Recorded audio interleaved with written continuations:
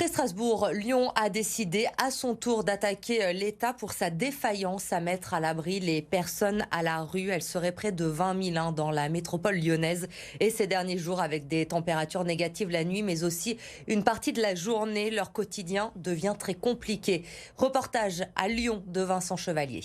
Sans domicile depuis plusieurs années, José et Fares subissent de plein fouet la baisse des températures. Seule solution, multiplier les couches de vêtements. Le bonnet, les gants, des caleçons. Plusieurs couvertures et puis bon, on mange un peu chaud aussi pour nous réchauffer, mais c'est pas évident. La nuit, Yvon est hébergé chez un ami, mais la journée, il doit trouver des refuges comme au centre commercial. Je viens ici ou alors je vais à la bibliothèque. Je rencontre d'autres personnes et on discute pour passer le temps, quoi. Tous les 3 jours, les sans-abri peuvent bénéficier d'un hébergement d'urgence, mais Michel ne veut plus y aller. Trop peu de place et trop de problèmes. La plupart, il y a des voleurs et tout, donc en général, je me fais dégager parce que je suis violent avec ceux qui veulent me voler. Depuis 2019, Help Night Lyon organise des maraudes les dimanches auprès d'une 50aine de personnes. La météo actuelle inquiète. On se demande comment on va passer l'hiver. Alors selon Jessim Boukieroui, l'un des responsables de l'association, l'idée que Lyon porte plainte contre le gouvernement pour l'obliger à agir a du sens. Il faut dire à l'État que voilà, c'est un ras-le-bol et que c'est pas concevable de laisser des Français dans la rue comme ça en plein hiver,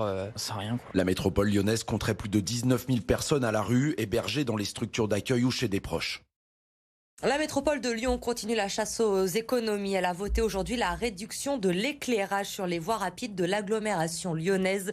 Environ 200 équipements conservés seulement sur les 2400 en fonction aujourd'hui. Les explications de Lauriane Pellao. Ces voies rapides seront bientôt plongées dans l'obscurité. Autour de Lyon, les éclairages des rocades devaient être rénovés et remplacés par des LED, mais ce ne sera finalement pas le cas. La métropole a voté ce lundi une mesure de sobriété énergétique qui permet de réaliser une économie de 8 millions d'euros. Ces mesures vont permettre d'économiser 90% de la consommation électrique. Et puis surtout, c'est aussi une mesure d'économie. On réalise une économie extrêmement importante. Seulement certains de ces points lumineux seront remplacés par des LED, mais on évite un investissement très important. Sur les 2400 équipements lumineux, 200 seront conservés. Ils sont situés dans des zones plus dangereuses où voitures, bus, vélos et piétons cohabitent. La zone autour de l'Astrobal est par exemple concernée. Mais malgré cela, les automobilistes sont divisés. À la fois c'est bien effectivement par rapport à l'enjeu du moment. Si ça ne compromet pas la sécurité, pourquoi pas. Je trouve que c'est très bien de faire des économies, oui, bien sûr, oui, tant qu'à faire. C'est pas si grave que ça, on a des phares. Pour les voitures, ça va aller, mais après, c'est vrai qu'en 2 roues, ça va être très difficile. Ça va être un gros souci, effectivement. Ça expose à plus de risques d'accidents, donc on sera moins dans le confort et forcément, il y aura plus de dégâts sur la route. Les élus écologistes l'assurent, il n'y aura pas d'impact en termes de sécurité routière. Sur le périphérique, plusieurs axes sont déjà coupés de l'éclairage, mais selon la métropole, cela n'a pas d'incidence sur l'accidentologie. Après Dessine, c'est au tour de Meyzieux d'interdire le protoxyde d'azote sur sa commune. Le maire a pris un arrêté qui interdit à la fois la vente, mais aussi la détention, la consommation, le dépôt et l'abandon des cartouches de ce gaz hilarant. De plus en plus de jeunes l'utilisent, mais à Meyzieux, ils encourent désormais une amende de 15 000 €. Écoutez Christophe Quignou au micro de Jade Terlinck. La consommation de ce gaz n'est pas interdite, elle est légale, donc il n'y a aucune réponse. Et quand les parents on demande aux parents de faire attention, les enfants disent mais de toute façon c'est pas interdit, j'ai le droit. Donc le but c'était d'avoir une première réponse forte qui était de dire sur la commune au moins la consommation n'est pas autorisée. Mais plus que la consommation, on a aussi interdit la vente pour vraiment limiter au maximum cette utilisation. Les étudiants infirmiers lyonnais sont inquiets pour leur avenir. Dans 6 mois, ils seront diplômés, mais ils craignent que leur formation ne soit pas complète. Leurs formateurs sont en grève actuellement pour demander une meilleure reconnaissance. Jade Terlinck. Des étudiants infirmiers qui se rallient à leurs formateurs en grève. Un soutien non sans conséquence. Chaque jour, il manque 1 heure de cours et sont inquiets pour l'obtention de leur diplôme. Ils suppriment des cours. Et des cours qui sont importants pour notre formation, pour notre mémoire, parce qu'à l'heure actuelle, on est en dernière année d'études. Et si on n'a pas ces cours, en fait, on peut louper nos partiels. Là, les étudiants, actuellement, ils sont apeurés parce qu'ils ont peur de l'échec. ils sont extrêmement stressés.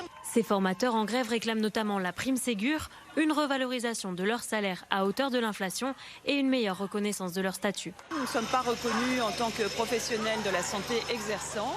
Nous sommes formateurs et donc on ne reconnaît pas ce statut d'infirmier, bien qu'étant infirmier de formation initiale et bien que demandant à être à l'Ordre national des infirmiers pour pouvoir exercer en tant que formateur auprès de futurs infirmiers. C'est un sentiment en effet de discrimination, c'est un sentiment de frustration, c'est un sentiment de rupture par rapport à un métier que nous représentons. Si une solution n'est pas trouvée rapidement, ces formateurs grévistes menacent d'entamer une grève plus longue. À Vaux-en-Velin, ce sont les enseignants et les parents d'élèves qui se sont mobilisés ce midi devant l'hôtel de ville en cause les mesures prises par la ville pour faire face à l'augmentation des coûts de l'énergie. Sur place pour BFM Lyon, Adrien Blétry. Des parents d'élèves et des enseignants se sont rassemblés pour faire entendre leur colère, une colère qui monte depuis le dernier conseil municipal de la commune. Ils ont appris qu'il y allait avoir moins de sorties scolaires, que le cinéma municipal allait aussi fermer ses portes dans quelques jours, un cinéma qui accueillait régulièrement les élèves des différentes écoles. Bref, aujourd'hui, il y a beaucoup d'inquiétudes du côté des parents d'élèves. C'est quelque chose que je trouve intolérable. On est dans une zone qui est déjà en difficulté au niveau de l'éducation. Il y a une sortie scolaire qui se passe à la montagne où les enfants vont faire du ski. Il y a beaucoup d'enfants de la commune qui connaissent pas la neige, qui connaissent pas la montagne et c'était une opportunité pour eux de découvrir autre chose, de sortir un peu du béton de Vaux-en-Velin.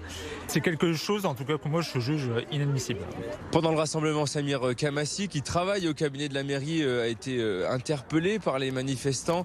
La mairie explique que toutes ces restrictions ont été prises notamment à cause de l'augmentation du coût de l'énergie.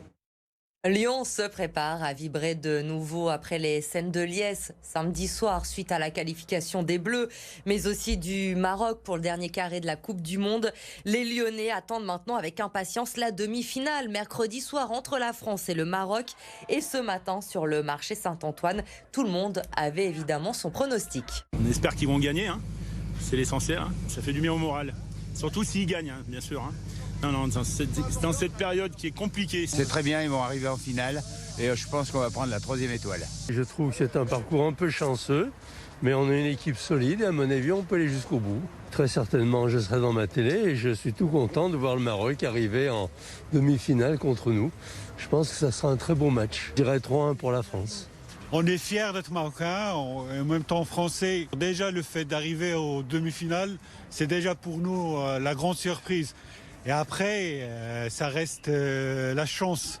Si on doit passer, on doit passer. Sinon, on a bien joué, on regrette rien. L'heure est au bilan ce soir après 4 jours de festivités à Lyon. Et cette année encore, la Fête des Lumières a été un véritable succès populaire.